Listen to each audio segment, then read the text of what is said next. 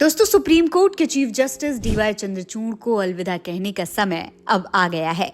वो जल्द ही रिटायर होने वाले हैं और उन्होंने अपना अगला उत्तराधिकारी भी चुन लिया है। तो आखिर कौन होगा सुप्रीम कोर्ट का अगला उत्तराधिकारी? आज के इस वीडियो में हम आपको बताने वाले हैं। दोस्तों, 12 अक्टूबर को केंद्र सरकार ने सीजेआई डीवाई चंद्रचूड़ को एक पत्र भेजा था। इसमें उनसे अपने उत्तराधिकारी का नाम देने का अनुरोध किया गया था।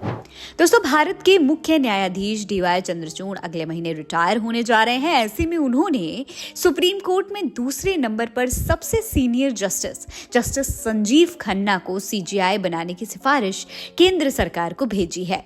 10 नवंबर को डीवाई चंद्रचूड़ सुप्रीम कोर्ट के मुख्य न्यायाधीश के पद से रिटायर हो रहे हैं। वरिष्ठता के आधार पर जस्टिस खन्ना उनकी जगह सीजेआई का पद संभालेंगे। जस्टिस संजीव खन्ना के 13 मई 2025 को अपनी रिटायरमेंट तक इस पद पर रहने की उम्मीद है।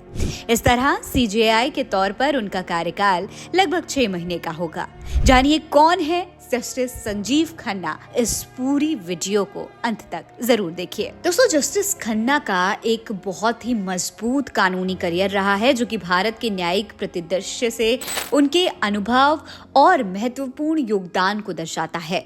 उन्होंने 1983 में दिल्ली बार काउंसिल में रजिस्ट्रेशन कराया था। यहीं से उन्होंने कानूनी सफर की शुरुआत भी की थी।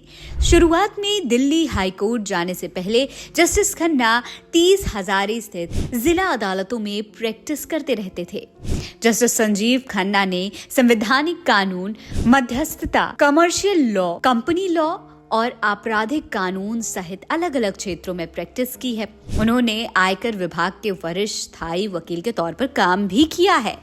बाद में राष्ट्रीय राजधानी क्षेत्र दिल्ली के लिए स्थायी वकील यानी कि सिविल वकील के रूप में जिम्मेदारी को संभाला। उनकी स्पेशलिटी आपराधिक कानून में भी है। उन्होंने दिल्ली हाई कोर्ट में एडिशनल पब्लिक प्रोसिक्यूटर के तौर पर कई मामलों में बहस की। अक्सर जरूरी मामलों में दिल्ली हाई कोर्ट की मदद के लिए एमिक्स क्यूरी के तौर पर काम भी किया है। दोस्तों, जस्टिस संजीव खन्ना को 2005 में दिल्ली हाई कोर्ट के एडिशनल जज के रूप में पदोन्नत किया गया था।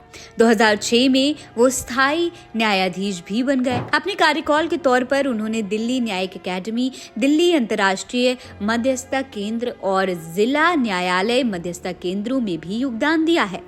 जस्टिस खन्ना का करियर तेजी से आगे बढ़ता रहा। उन्होंने जनवरी 2019 में सुप्रीम कोर्ट में न्यायाधीश के रूप में अपनी नियुक्ति से पहले किसी भी हाई कोर्ट में चीफ जस्टिस के रूप में काम नहीं किया। उनका कार्यकाल करीब 6 महीने का होगा इस बार। ऐसा इसलिए होगा दोस्तों क्योंकि जस्टिस संजीव खन्ना की नियुक्ति 65 साल की उम्र में होगी। सुप्रीम कोर्ट के बाकी जजों की नियुक्ति की उम्र जो होती है वो 65 साल ही होती है।